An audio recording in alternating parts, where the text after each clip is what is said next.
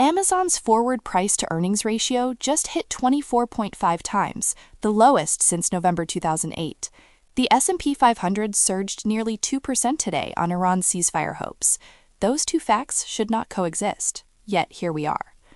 Let me put 24.5 in context. Amazon's 5-year average forward PE was roughly 63 times. Earnings have grown far faster than the share price, which is why the multiple has compressed so dramatically. In a normal market, this would trigger a stampede of buyers. In 2026, it is triggering a question. Is this cheap, or is it a crisis multiple? The last time Amazon traded at this valuation was November 2008. The S&P 500 was down 37% that year. Lehman had collapsed 2 months earlier. Credit markets were frozen. The comparison is uncomfortable, but it is not purely cosmetic.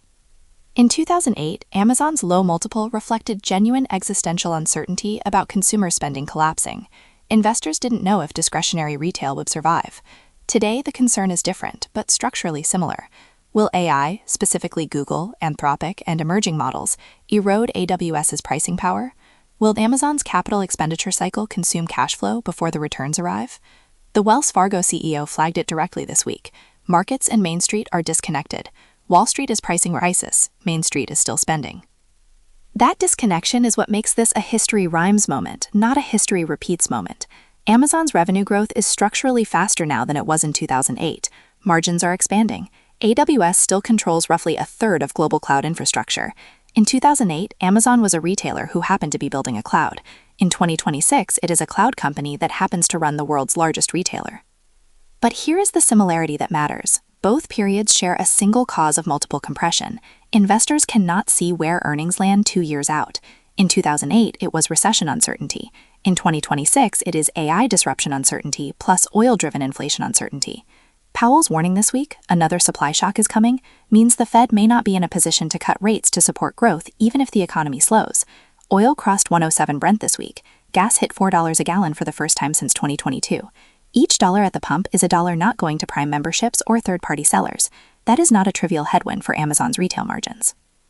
Oracle, meanwhile, cut thousands of jobs today while ramping data center spending, a sign that the AI infrastructure build-out is simultaneously destroying and creating value inside the same sector. Amazon faces the same pressure. Its capex is enormous. The returns are real but deferred. So where does this go? The 2008 analog eventually resolved into one of the greatest long-term buying opportunities in market history. The S&P 500 bottomed in March 2009, and Amazon stock returned more than 20 times over the following decade. That outcome required 2 conditions: a policy response large enough to restore credit markets, and a business model that could survive the downturn. Both conditions were met. Today's equivalent conditions would be a credible end to the Iran conflict that brings oil back below $90 Brent, and a stabilization of AI competitive dynamics that stops eroding AWS pricing confidence. If both materialize, Amazon at 24.5 times forward earnings is a historically rare entry point.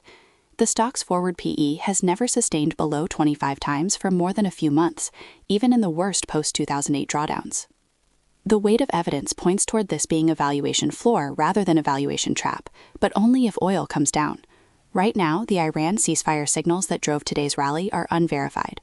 Trump's own ally warned today that ending the war without reopening the Strait of Hormuz is, quote, highly problematic. If the strait remains restricted through Q2, oil stays elevated, the Fed stays on hold, and Amazon's retail margins stay compressed, the 2008 analog would deepen. Watch Brent crude tomorrow. If it closes back below 105 on confirmed ceasefire progress, the cheap stock in a temporary shock thesis holds. If it stays above 108, the supply shock Powell warned about is not temporary, and Amazon's 24.5 times multiple has further to fall before it finds support. The rally today felt like relief. What it actually was may take another week to answer.